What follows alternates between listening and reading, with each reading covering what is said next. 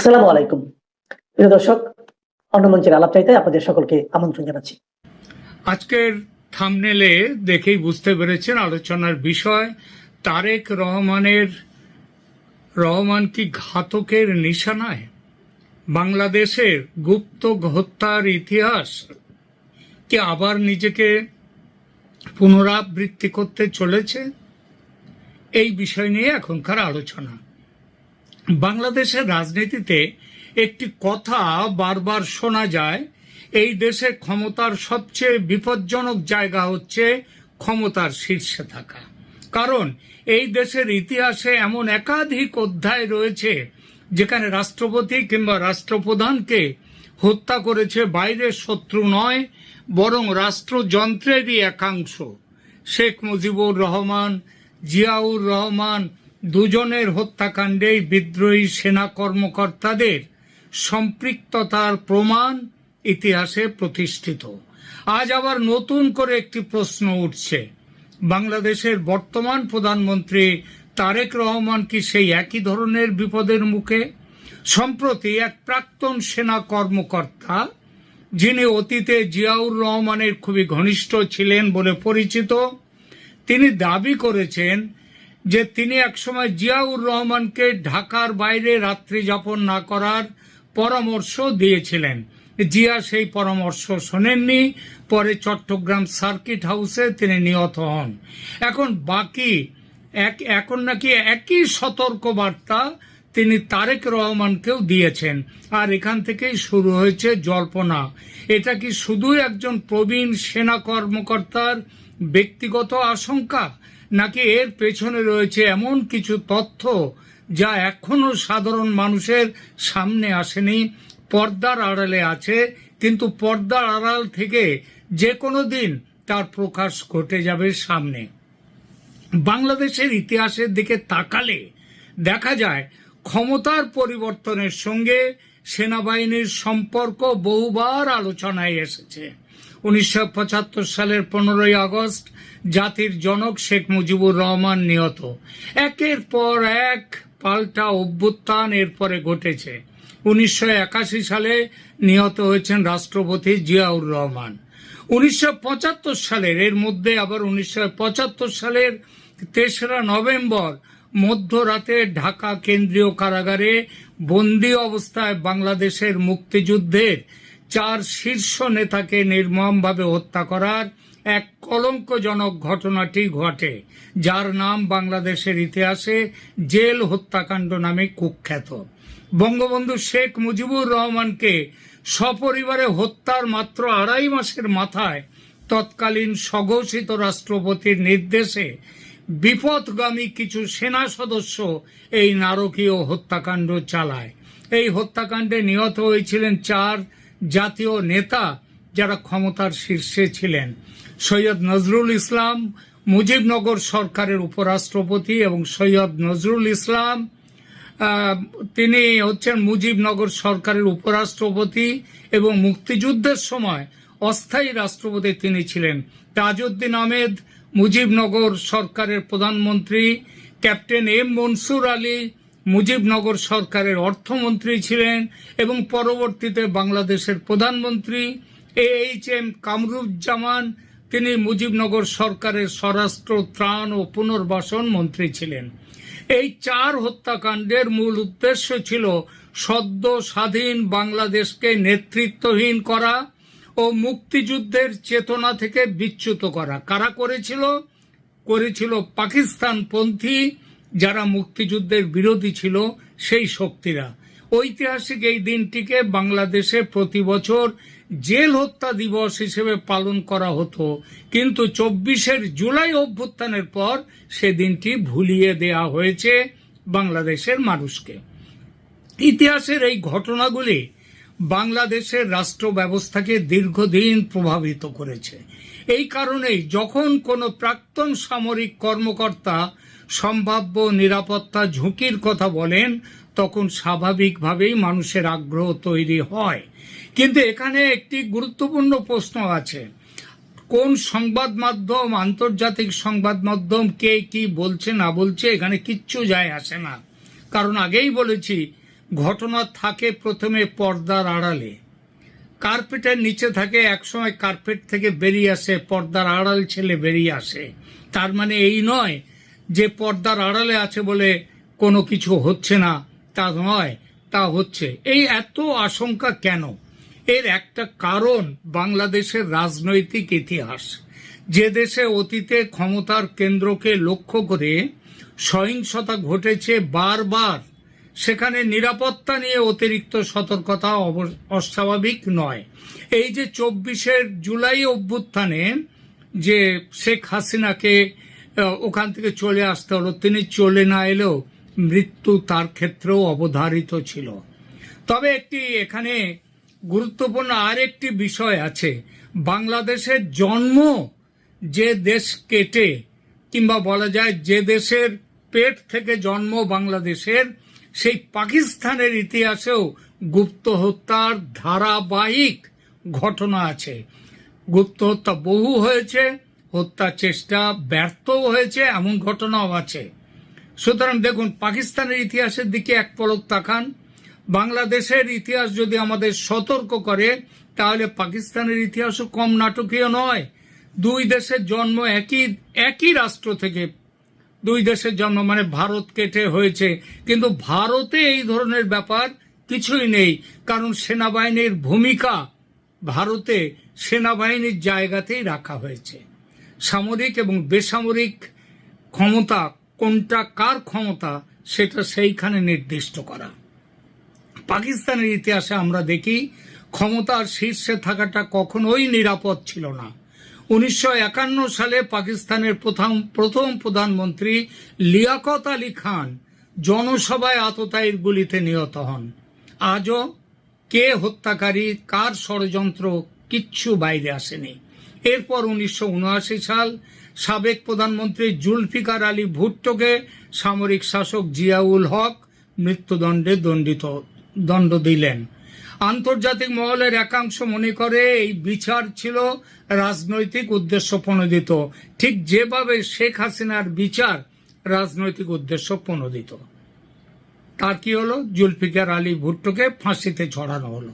1988 সালে পাকিস্তানের সামরিক শাসক ও সেনাপ্রধান জেনারেল জিয়াউল হক, যিনি ভুট্টোকে ফাঁসিতে চড়িয়েছিলেন, তার বিমান আকাশেই বিধ্বস্ত হয়, তিনি নিহত হন। এটা ছিল স্পষ্ট নাশকতা, কোনো দুর্ঘটনার গল্প নেই। মার্কিন রাষ্ট্রদূত আর্নল্ড রাফেল, তিনিও সেই বিমানে ছিলেন এবং তিনিও নিহত হন। এরপর 2007 সালে সাবেক প্রধানমন্ত্রী বেনজির ভুট্টো নির্বাচনী প্রচারের সময় রাওয়ালপিন্ডিতে আততায়ীর হামলায় নিহত হন। পাকিস্তানের ইতিহাসে সমানে চলেছে এইসব।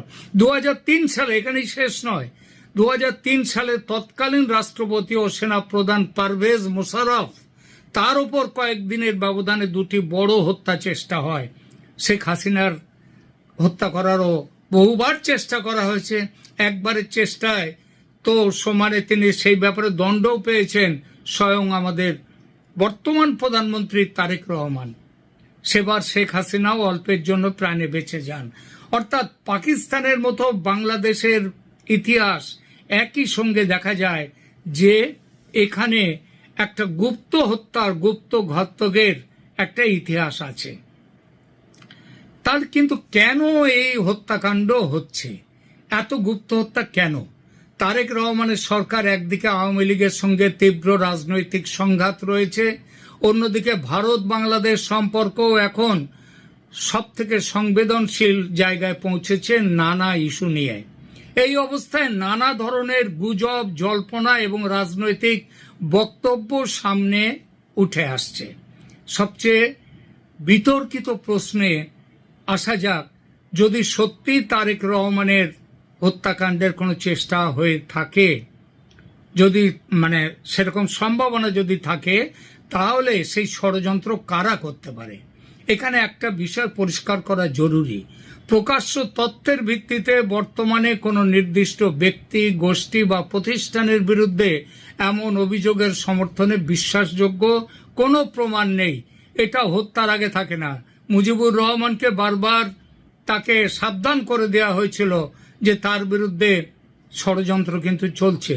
মুজিবুর রহমান তিনি সেখানটায় তিনি কান দেননি, অর্থাৎ তিনি সরকারের প্রধান হয়েও তিনি কোনো রকম আঁচ পাননি যে তাকে হত্যা করা হতে পারে। অর্থাৎ যতক্ষণ না নিহত হচ্ছে কেউ ততক্ষণ বোঝা যায় না ষড়যন্ত্র, নিহত হলে তখন বেরিয়ে আসে ষড়যন্ত্রের কথা। এখন এই কোনো দেশের সরকার প্রধানের বিরুদ্ধে হুমকি থাকলে বা বিভিন্ন উৎস থেকে তার হুমকি আসতে পারে, উগ্রপন্থী সংগঠনগুলো দিতে পারে, সহিংস রাজনৈতিক গোষ্ঠীরা হুমকি দিতে পারে, কোনো একক হামলাকারী বা অন্য কোনো নিরাপত্তা ঝুঁকি সেগুলোও থাকতে পারে, কিন্তু প্রমাণ ছাড়া কোনো কাউকে আমরা প্রথমেই সম্ভাব্য হত্যাকারী হিসেবে চিহ্নিত করতে পারি না।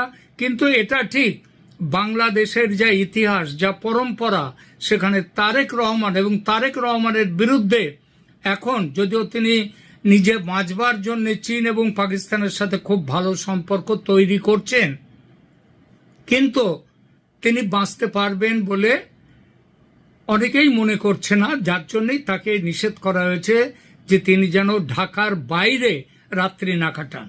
কিন্তু ঢাকার ভেতরে থাকলেই কি তিনি নিজের জীবন বাঁচাতে পারবেন? শেখ মুজিবুর রহমানের হত্যা তো ঢাকার ভেতরেই হয়েছিল, সেনাই করেছিল তার হত্যা, তার নিজের বাসভবনে হত্যা করেছিল।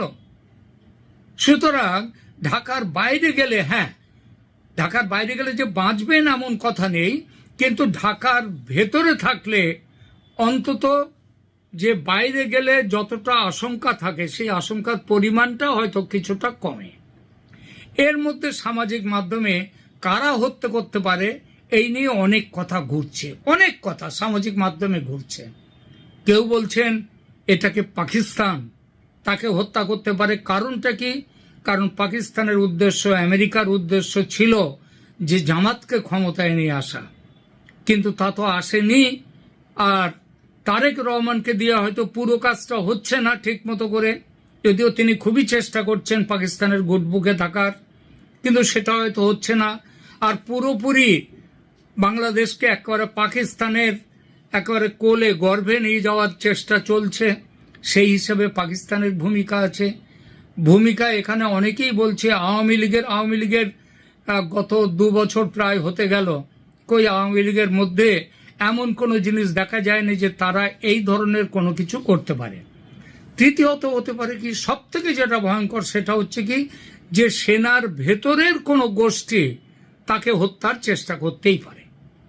বাংলাদেশ সেনার ভেতরে অনেক রকম গোষ্ঠী আছে, এখানে পাকিস্তানপন্থী গোষ্ঠী আছে, উগ্রপন্থীরা আছে, আবার অল্প স্বল্প হলেও ভারতপন্থী গোষ্ঠী আছে, আবার আরো অল্প স্বল্প হলেও তাদের সঙ্গে আছে আওয়ামী লীগপন্থী গোষ্ঠী।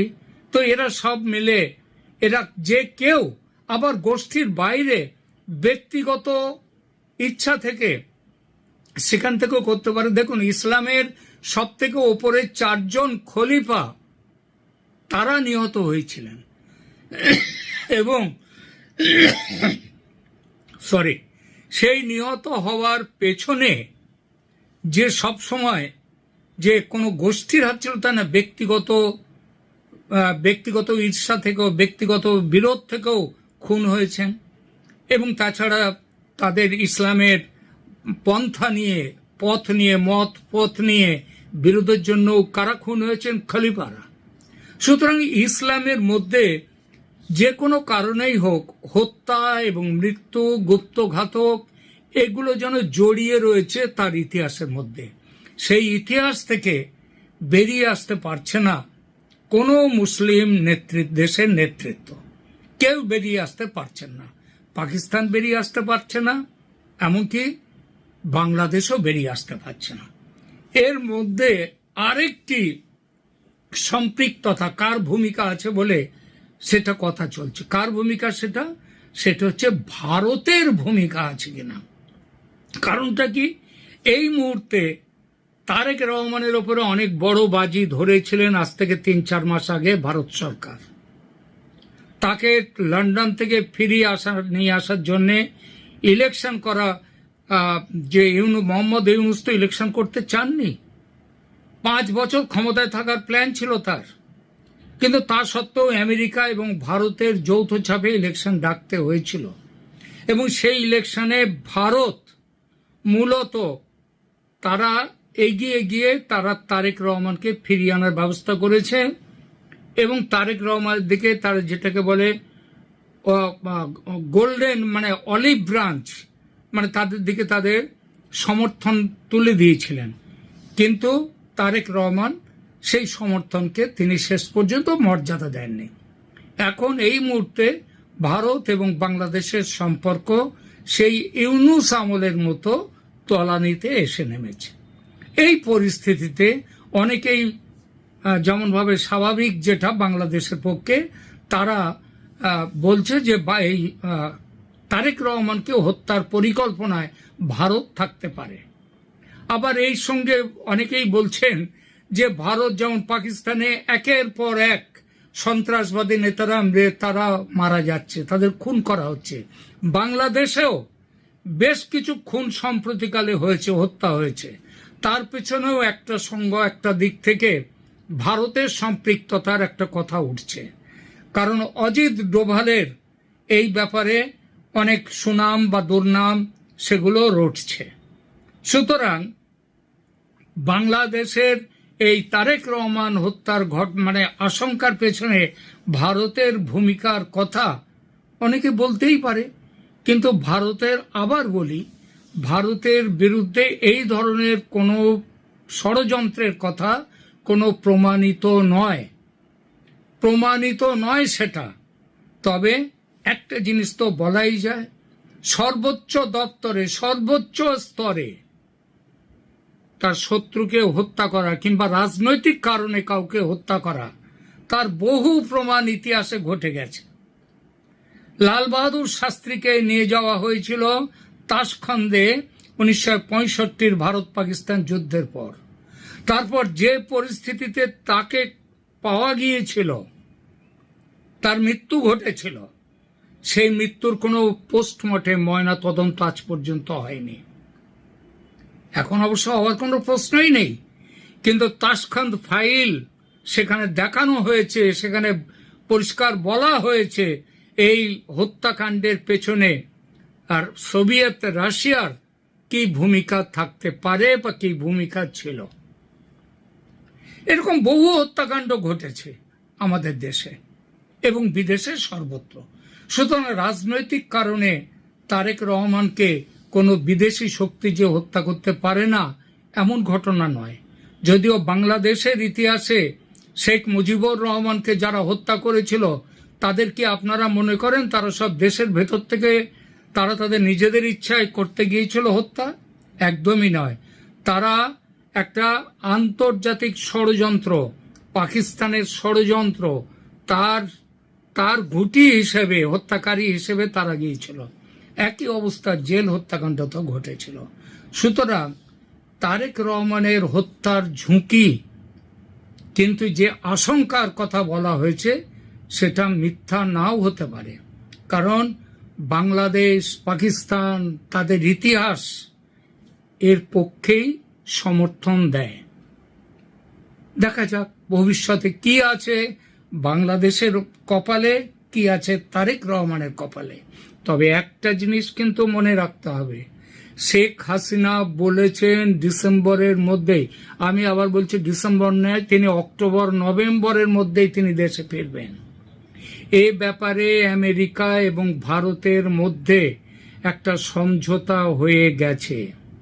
এই সমঝোতার প্রেক্ষিতে আবার কোনো রাজনৈতিক ডামাডোল যদি বাংলাদেশে করবার ইচ্ছা কারোর থাকে সেটাকে একেবারে উড়িয়ে দেওয়া যায় না। এখনকার মতো এখানেই রাখছি, ভালো থাকবেন।